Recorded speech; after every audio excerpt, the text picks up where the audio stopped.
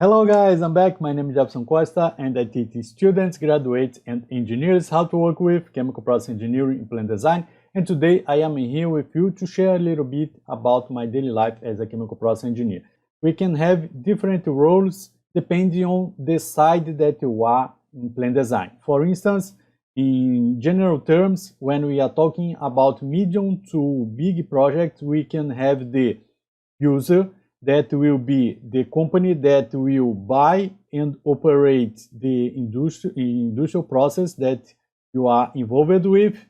We can have the EPC company, that is the company responsible for doing the detailed engineering documentation, procurement and construction, pre-commissioning and startup of the plant. And after that the plant will go to the end user.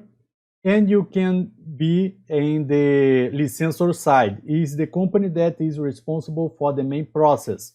For instance, if you are talking about hydrogen production, they are responsible for the SMR and the components related to the production of the hydrogen. If we are talking about polypropylene plants, is the company responsible for the reactor, propylene reactor, and the components associated with that.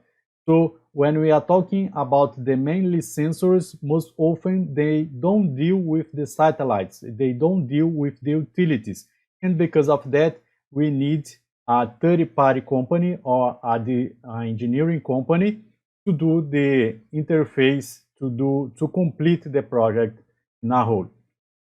So in general, you can be in any one of these sites. Depending on the site that you are, you will defend the company that are doing their job.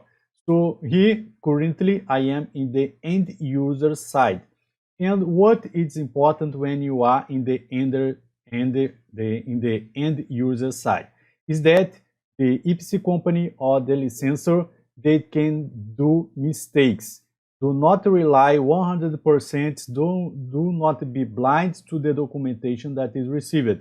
That's why I insist that even though you will not work in a design department, in a production company, it's very important to the chemical process engineer to understand the documentations, the roles and the activities that are performed during plant design, because eventually you will be the person responsible for reviewing and approving the documentation from the EPC or from the licensor.